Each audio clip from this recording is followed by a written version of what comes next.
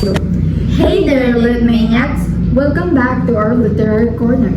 Today, we're diving into the deep world of literature. We'll explore contemporary, popular, and emergent literature works and delve into the tricky terrain of its translation and adaptation, uncovering the challenges and issues that arise along the way with our special guests. So grab your reading glasses, imaginary or not, and let's get started.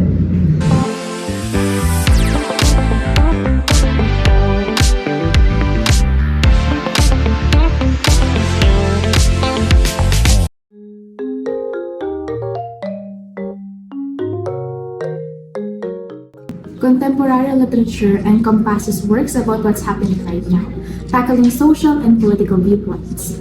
Popular literature, on the other hand, is the bestsellers and the page-turners that captivate a significant following with entertainment-focused fiction and are excluded from academic literature.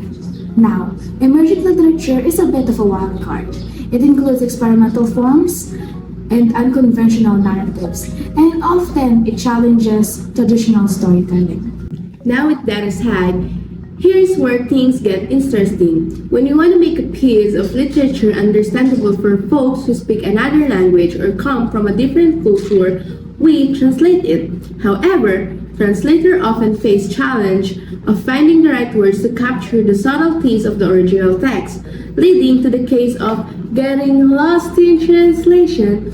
When we want to reinterpret, modernize, or present existing works in the new formats or contexts to resonate with the contemporary audiences, that's what we call adaptation. But they run to the risk of straying too far from the source material or falling to the capture of the essence.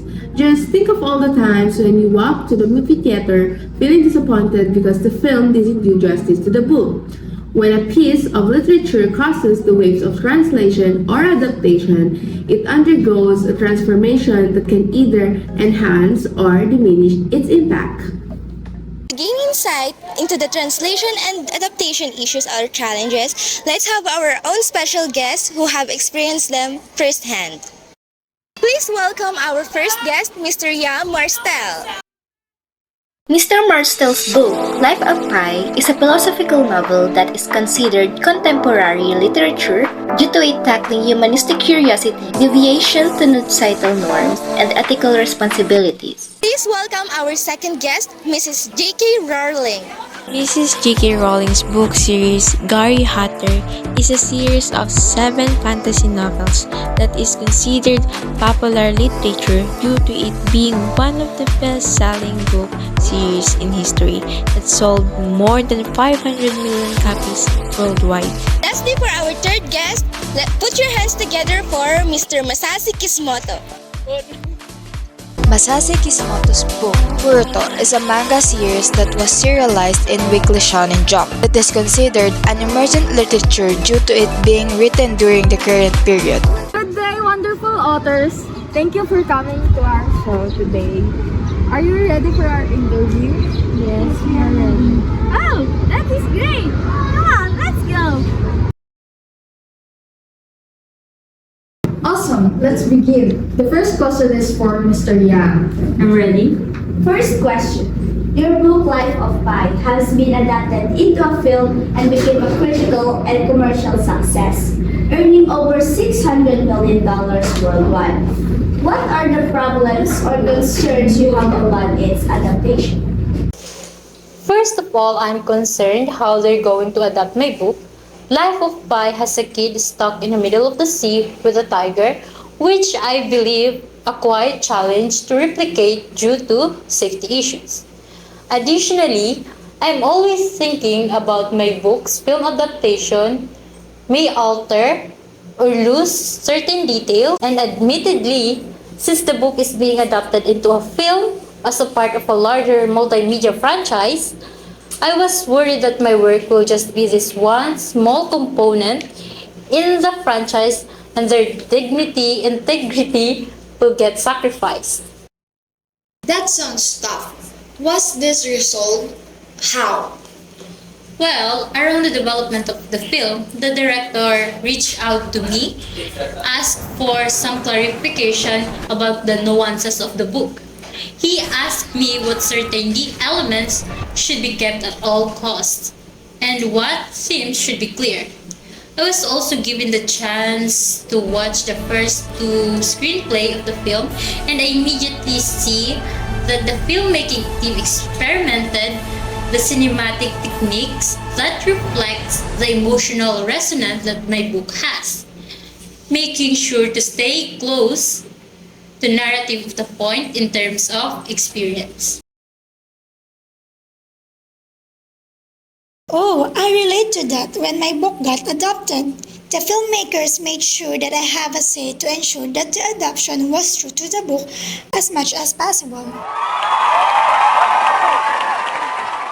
Your book, Garry Hotter, has been translated into more than 80 languages.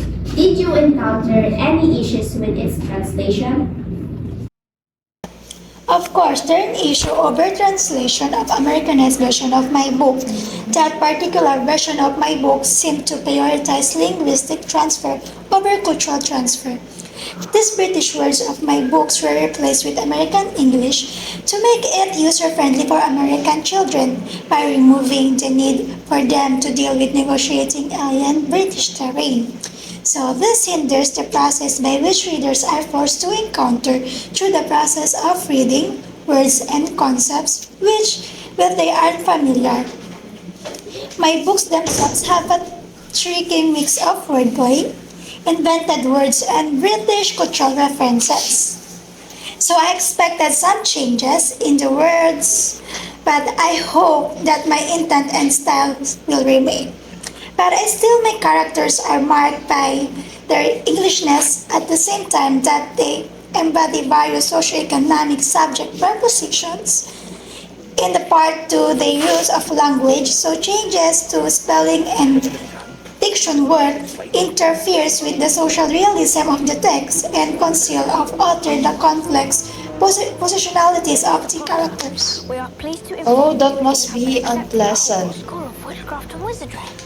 I would say that is unpleasant, but I would say that is a wasted of opportunity.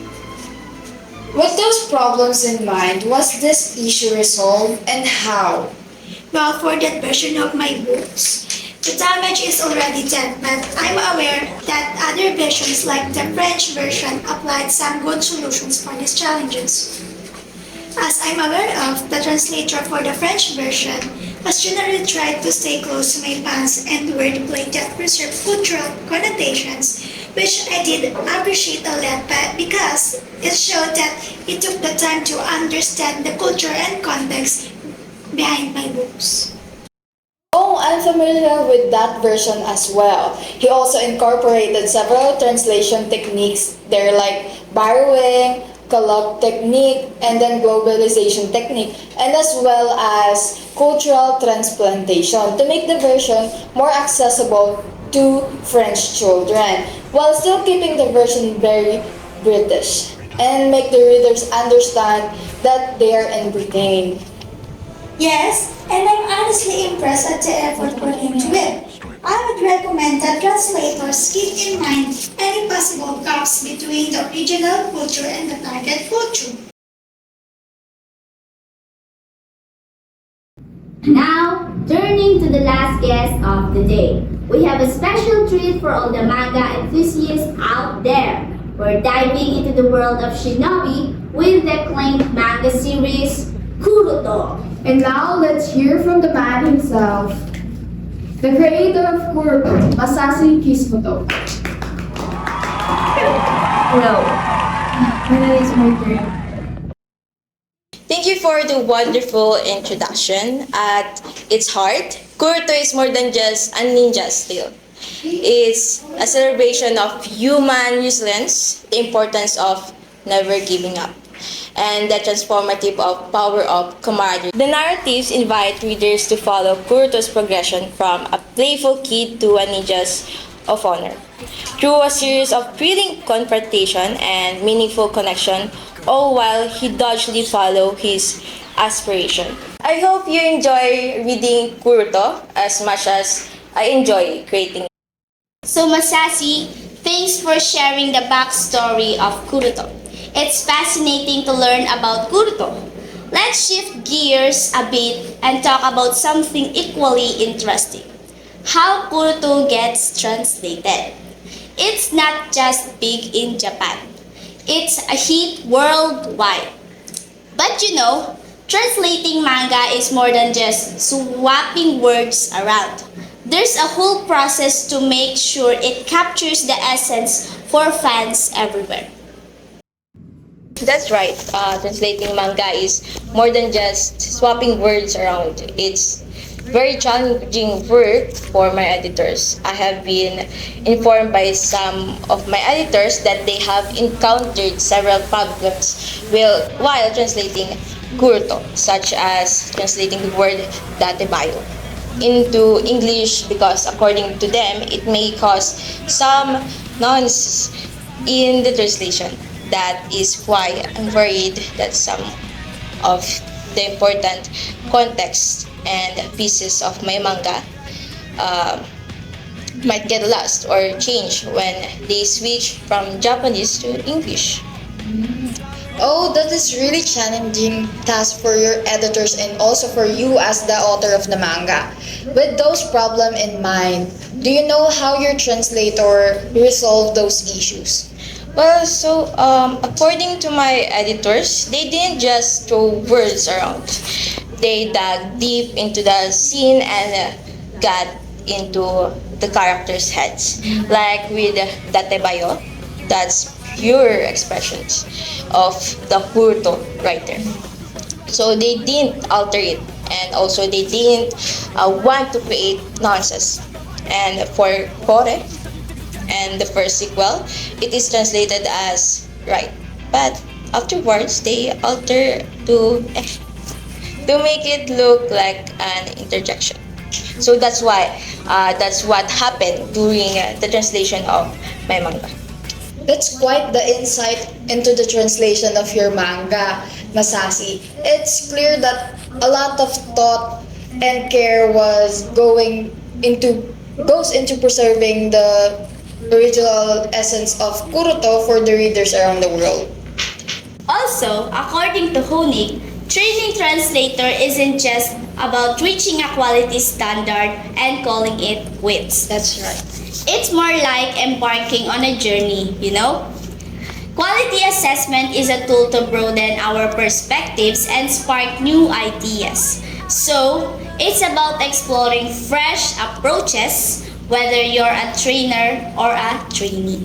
So according to Honig also, to master translation like a pro, you've got to be not only fluent in the target language, but also savvy about its tricky nuances and uncertainties. It's also about spotting those roadblocks and smoothing them out like a pro. What an interesting point of view. Thanks for taking us behind the scenes of the intricate task, Mr. Kissmoto. It has been a pleasure learning about the dedication and creativity that goes into bringing Kuruto into its global audience and to us. That's great. Now look at the camera and say, "Till we met again, lit maniacs." Till we met again, lit maniacs. Wow, the interview was very interesting. That's right, it's very insightful. Quite right. We learned a lot. So the bottom line is that contemporary, popular, and emergent literature all face their own challenges and triumphs when it comes to both translation and adaptation. And it takes deep understanding, collaboration, creativity, and whole lot of dedication of stay consistent and loyal. As what to Catherine Russell said, every problem has a solution. It may sometimes just need another perspective. Don't forget to click the like button, subscribe, and click the notification bell for more upcoming videos. Thank you for watching! Bye!